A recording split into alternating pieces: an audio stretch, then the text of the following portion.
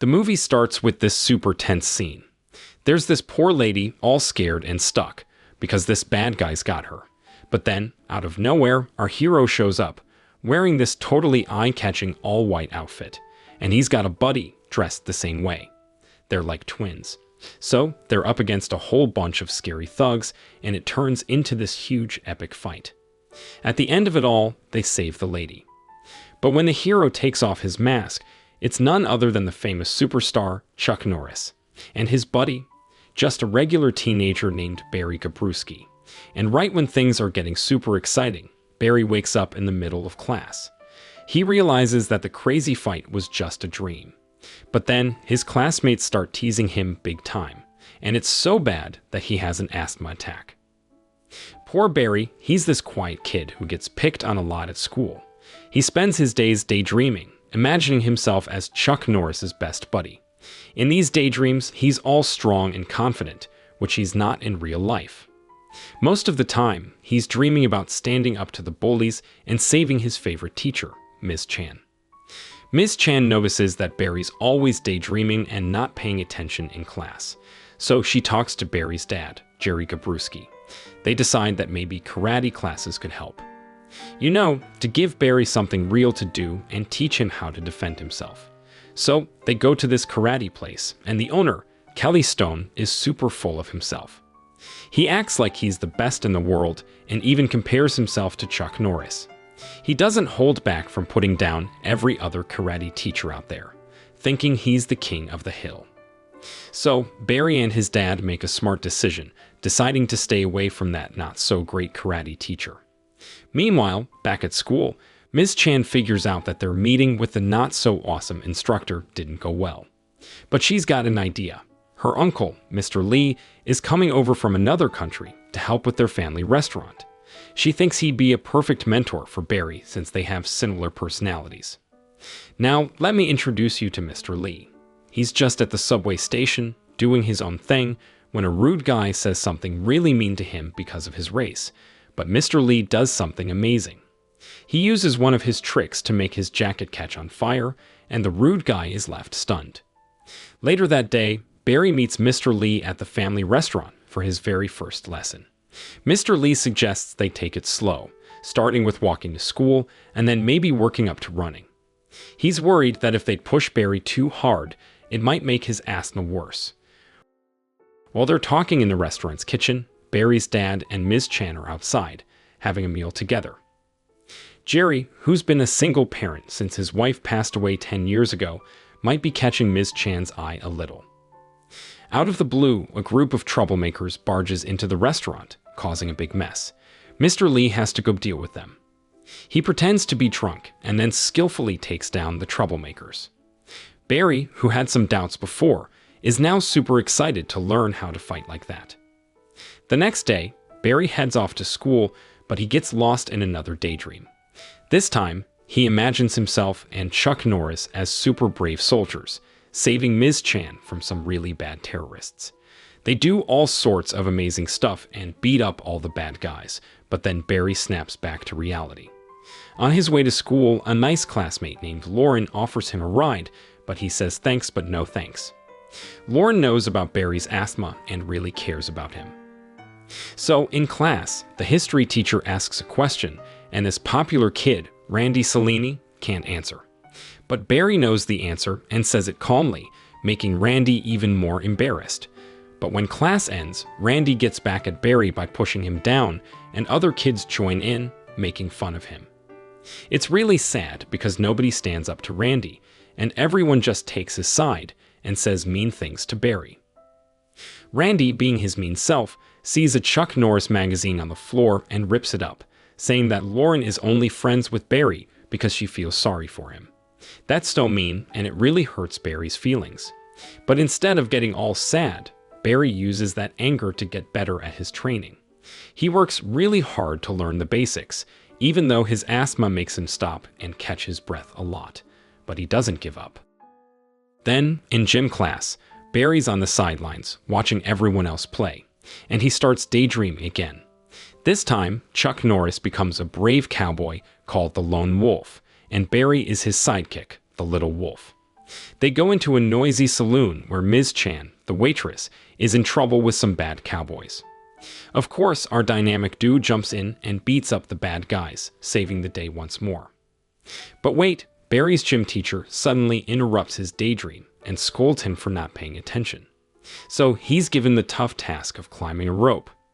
Everyone thinks he'll be a laughingstock because he's not really athletic, but surprisingly, Barry totally nails it and climbs all the way to the top.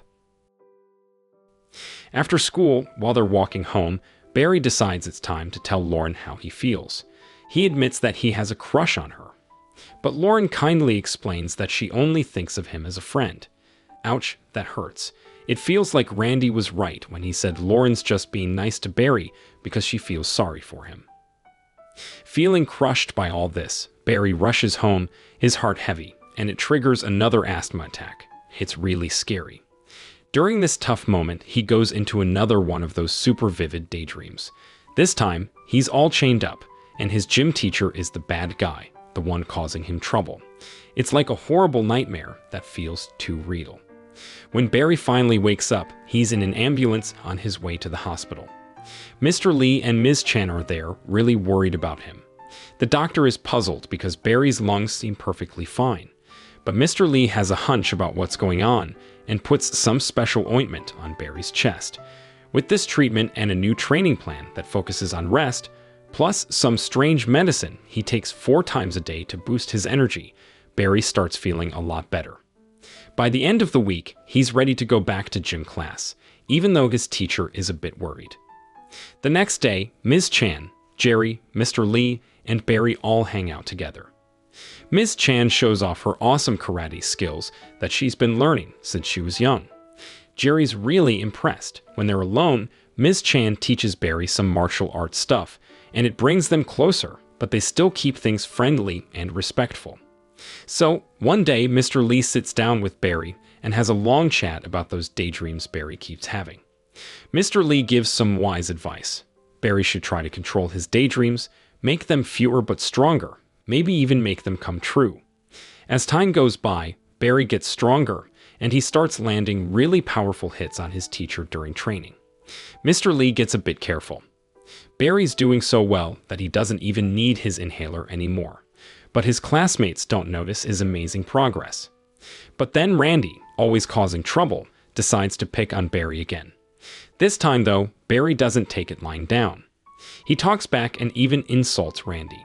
It turns into a big fight, with Randy using his own karate skills. The fight only stops when the gym teacher steps in. A little while later, something unexpected happens.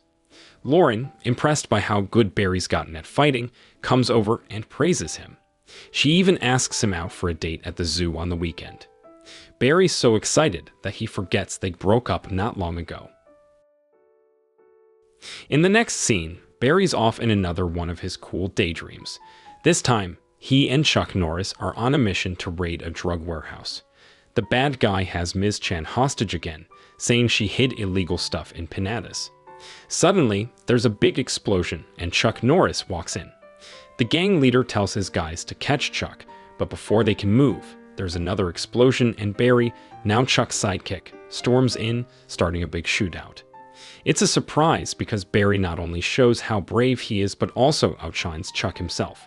They beat up the bad guys and go to rescue Ms. Chan, but she's turned into Lauren. Chuck's all confused, but Barry tells him it's his dream, and he's the hero, finally learning to control his daydreams to make them how he wants. Back at school the next day, Randy challenges Barry to a real karate tournament.